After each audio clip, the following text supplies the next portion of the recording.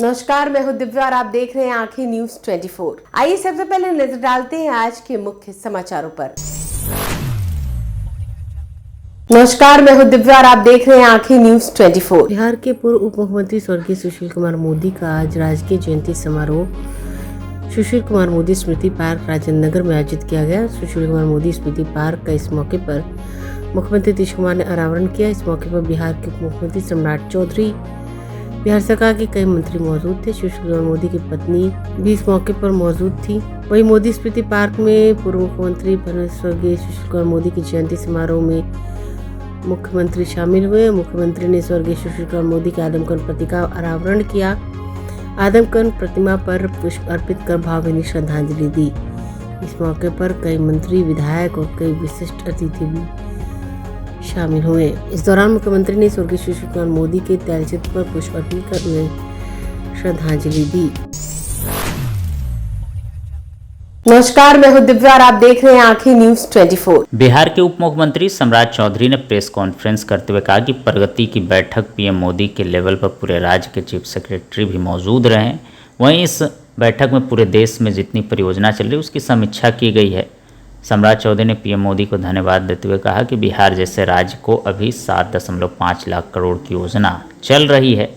अभी 96% कार्य थे जिसे केंद्र सरकार ने पूरा किया। रेलवे के 38 परियोजना जो 1,98,000 करोड़ की योजना चल रही है। सड़क की 124 योजना है जो केंद्र सरकार चला रही है। और उन्होंने क्या कुछ कहा है, सुनिए इस वीडियो में। देश के यशस्वी प्रधानमंत्री आदरणीय नरेंद्र मोदी जी ने प्रगति की 50वीं बैठक आज से कुछ दिन पहले किया है। साथियों, मैं कुछ विस्तार से उसके बारे में आपसे चर्चा करना चाहता हूं। प्रगति की बैठक आदरणीय प्रधानमंत्री जी के लेवल पर पूरे देश के चीफ सेक्रेटरी के साथ उनकी बैठक होती है और सभी राज्यों के पदाधिकारी चीफ सेक्रेटरी के राज्यों में उनके अध्यक्षता में और देश में माननीय प्रधानमंत्री जी की अध्यक्षता में जो देश में बड़ी परियोजना चल रही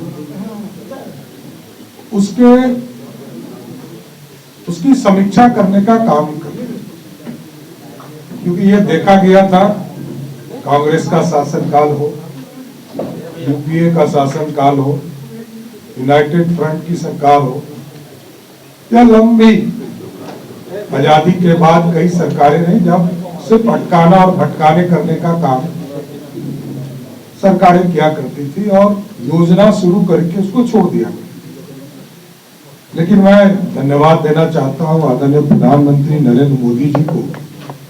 उनके नेतृत्व में प्रत्येक महीने बैठक भी होती है, समीक्षा होती है और बिहार जैसे राज्य को आज के तारीख में मैं कह सकता हूं कि लगभग 7.5 लाख करोड़ रुपए का इन्वेस्टमेंट बिहार में चल रहा है। कई योजना है जो कमीशन हो चुके हैं, कई प्रोसेस में है और सबसे खूबी की बात है कि राज्य सरकार ने पूरा सहयोग करके 96% जो इश्यूज थे उसको रिजॉल्व करने का प्रयास किया है। पूरा लिस्ट आपको उपलब्ध करा दिया जाए। कई ऐसे डिपार्टमेंट देखेंगे जहां आप मतलब बिहार जैसे राज्य को कितना राशि मिला। मैं सिर्फ संक्षेप में बता दूं कि रेलवे है जहां 38 परियोजना चल रहा है और 1,28,494 करोड़ रुपया का परियोजना चल रहा है और उसमें से जितने इश्यूज थे 72 स्कीम है और 72 स्कीम में 68 स्कीम के इशू रिजॉल्व हो चुके हैं। मात्र 4 इशू इसमें हमारे फंसे हुए हैं। उसी तरह ministry of road transport and highways 124 परियोजना चल रही है जिसमें 97,864 करोड़ रुपया का इन्वेस्टमेंट बिहार में हो रहा है, जिसमें 124 योजना में राज्य सरकार ने सारे इशू को रिजॉल्व किया है। उसी तरह डिपार्टमेंट ऑफ टेलीकम्युनिकेशन में 7 योजना और टोटल योजना 15 यहाँ चल रहा है, जिसमें 14 रिजॉल्व हो चुके हैं और अभी आज के तारीख में 2,42,204 को। नमस्कार, मैं हूं दिव्या और आप देख रहे हैं आंखें न्यूज 24। बिहार के कृषि मंत्री रामकृपाल यादव ने बिहार के पूर्व उप मुख्यमंत्री स्वर्गीय सुशील कुमार मोदी के आज राजकीय जयंती पर कहा कि देखिए, उन्होंने अपने कार्यक्षेत्र में बहुत काम किया। वो जहाँ भी रहे, चाहे वो सांसद रहे हों या फिर बिहार के उप मुख्यमंत्री रहे हों, उन्होंने हमेशा देश और राज्य के लिए सोचा। आज उनका जयंती हम लोग मना रहे हैं और उन्होंने क्या कुछ कहा है, सुनिए इस वीडियो में। पूर्व उप मुख्यमंत्री रहे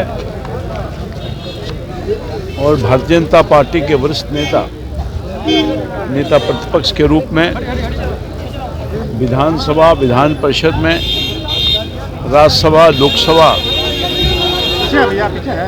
सभी जगहों पर इन्हें प्रतिनिधित्व करने का मौका मिला और जहां रहे अपने राष्ट्र के निर्माण के लिए और प्रदेश के प्रगति के लिए हर समय संघर्ष किया। सत्ता में रहे तो उसको अपने हाथों से पूरा करने का कोशिश किया। आज वो नहीं है, उनकी आज प्रथम जयंती है। आज प्रथम वो मरने के बाद पहला उनका ये जयंती मना रहे हैं हम लोग। मैं समझता हूँ कि उनकी प्रतिमा का अनावरण में हुआ है माननीय मुख्यमंत्री द्वारा। हम आभार व्यक्त करना चाहते हैं बिहार की सरकार को कि सुशील जी का मूर्ति का निर्माण कराया, पार्क घोषित किया और सरकारी रूप से हर वर्ष ये राजकीय समारोह मनाया जाएगा, ये भी निर्णय लिया है। मैं मुख्यमंत्री जी के प्रति आभार व्यक्त करता हूँ और सुशील जी के चरणों में श्रद्धा के सुमन अर्पित करता हूँ। अनुकरणीय है हम सब लोग। समाचारों में वक्त हो चला एक छोटे से अंतराल का। पटना में कई वर्षों से शिक्षा में अहम योगदान दे रहा है Gyansthali high school Alamganj Patna city, जहां 10वीं और 12वीं की बोर्ड परीक्षाओं में 100% अंक प्राप्त कर रहे हैं बच्चे। एक ऐसा स्कूल जहां न केवल होती है पढ़ाई बल्कि साथ ही साथ होती है कल्चरल एक्टिविटी, स्पोर्ट्स एक्टिविटी से जुड़े गेम्स, मैथ ओलंपियाड से लेकर साइंस ओलंपियाड, जहां बच्चों के लिए स्कूल कैंपस अत्याधुनिक सुविधाओं से लैस, छोटे बच्चों के लिए वाहन और ट्रांसपोर्ट की विशेष सुविधा। तो देर किस बात की, आज ही कराएं अपना नामांकन Gyansthali high school Alamganj Patna city में, जहां नामांकन की प्रक्रिया जारी है। संपर्क करें पुलिस चौकी Alamganj main road near Alamganj थाना पटना बिहार 800007। ब्रेक के बाद आपका फिर से स्वागत है। नमस्कार, मैं हूं दिव्या और आप देख रहे हैं आंखें न्यूज 24। जदयू प्रवक्ता नीरज कुमार ने एक बार फिर से लालू यादव पर निशाना साधा है। उन्होंने कहा कि लालू यादव ने कौटिल्य शास्त्र को अलग ही अंदाज में पढ़ लिया है और उन्होंने अपने नेताओं को भी नहीं छोड़ा है। इसमें सहकारिता विभाग और राजस्व विभाग जो है, दोनों को गहनता से जांच करना चाहिए कि इन्होंने ज़मीन कैसे लिखवाया है, नियमों की क्या क्या गड़बड़ी हुई है और उन्होंने क्या कुछ कहा, सुनिए इस वीडियो में। कौटिल्य का अर्थशास्त्र पढ़ा जाता था, लेकिन लालू जी इसको फर्जी शास्त्र के रूप में परिणत कर दिए। चरवाहा विद्यालय से ज्ञान लेकर के अपने दल के नेताओं को सिरिंज से खींच लिया। अधिकार नहीं है किसी को वो जमीन हस्तांतरित करने का और लगभग 5 आदमी से जमीन लिखवा लिया, किसी को बख्शा नहीं। बादशाह प्रसाद आजाद जो दिवंगत हो गए, बड़े सभ्य और सुशील आदमी थे, उनसे लिखवा लिया। प्रेमचंद गुप्ता का भी संभवतः नाम उसमें है, सिद्दीकी साहब का नाम है। तो ये लालू जी का नया कौटिल्य शास्त्र है। यह महत्वपूर्ण विषय 2 पक्ष का हिस्सा। राजस्व विभाग राजस्व क्षति का मूल्यांकन करे और सहकारिता विभाग यह देखे कि नियमों की अवहेलना करके कैसे इनको जमीन आवंटित किया गया। लीजर आवर के लिए मकान बन रहा है, महुआ बाग तो गोल घर से बड़ा बन रहा है, तो तब तक के इनको चैन नहीं है तो करोड़ों रुपया लगा करके बना रहे कौटिल्य नगर में। अरे सरकार को विधिवत कार्रवाई पूरी करके जब्त करके वहाँ अनाथालय बनाना चाहिए। मुझे इस बात में आशंका प्रतीत होती है कि राजद के खोज पर तो तेजस्वी यादव हाजिर नहीं हुए, मंगनी लाल मंडल जी का सामर्थ्य नहीं था, लालू जी की हिमाकत नहीं थी, लेकिन माननीय उच्च न्यायालय में वकालतनामा दाखिल करना होगा तो तेजस्वी जी भारतवर्ष आ गए, लेकिन भ्रष्टाचार के मामले में रियायत के लिए आए। इसलिए माननीय उच्च न्यायालय उस पर विचार करेगा। लेकिन यह तो सर्वविदित है ना कि रेल मंत्री रहते सत्ता का घिनौना उपयोग करके होटल को लीज पर देकर के जमीन लिखवा लिया। तो जमीन लिखवाने का जो बीमारी है, इसका न्यायिक इलाज जितना जल्द हो जाए, यह देश के समाजवादी मूल्यों में विश्वास रखने वाले लोग के लिए आवश्यक है, देश के संविधान में विश्वास रखने वाले लोगों के लिए आवश्यक। नमस्कार, मैं हूं दिव्या और आप देख रहे हैं आंखें न्यूज 24। बिहार में एक सप्ताह तक ठंड की राहत मिलने की उम्मीद नहीं है। देश के पहाड़ी इलाकों में लगातार बर्फबारी से बिहार में भी सर्द पछुआ हवा का प्रभाव हो रहा है। इससे शीतलहर जैसे हालात बने हुए, लोगों को दिन में भी ठिठुरन और कनकनी का एहसास हो रहा है। सोमवार को उत्तर बिहार के कुछ जिलों में शीत दिवस और कोहरे की चेतावनी है। वहीं दक्षिण बिहार में रात के तापमान में गिरावट होगी, इससे प्रदेश में ठंड और बढ़ेगी। राजधानी पटना में सोमवार को सुबह के समय मध्यम स्तर का कोहरा छाया रहेगा। आसमान साफ होने की उम्मीद है। राजधानी के न्यूनतम तापमान में भी गिरावट आने के आसार हैं। मौसम विभाग के अनुसार पश्चिमी विक्षोभ के सक्रिय होने से देश के मैदानी इलाकों में ठंड अभी ठिठुराएगी। रविवार को सुबह के समय सूबे के ज्यादातर शहरों में घने से मध्यम स्तर का कोहरा छाया रहा। प्रदेश के ज्यादातर शहरों के अधिकतम न्यूनतम तापमान में बढ़ोतरी हुई।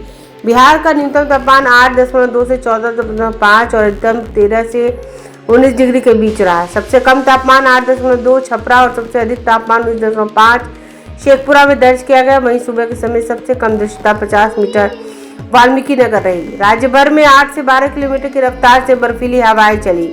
बिहार कृषि विश्वविद्यालय सबौर के मौसम वैज्ञानिक डॉक्टर वीरेंद्र कुमार ने बताया कि पूर्वी बांग्लादेश और उसके आसपास के इलाकों में समुद्र तल से 1.5 किलोमीटर ऊपर चक्रवाती परिसंचरण बना हुआ है। मौसमी कारकों के प्रभाव से सोमवार को जहां आंशिक बदरी के बीच धूप होगी, तो वहीं मंगलवार से 7 जनवरी के बीच हल्का कोहरा छाया रहेगा। दिन में धूप छांव के बीच ठंड बनी रहेगी, वहीं रातों में कनकनी वाली ठंड बनी रहेगी। मौसम विभाग ने पूर्णिया जिले में आगामी 7 दिनों के दौरान मौसम शुष्क रहने का पूर्वानुमान जारी किया गया है। पूर्णिया 8वें दिन भी शीतलहर जारी है। 48 घंटे से लगातार बर्फीली हवाएं चल रही हैं। न्यूनतम तापमान 3 डिग्री गिरकर 10 डिग्री हो गया। शीतलहर के कारण मार्केट में सन्नाटा।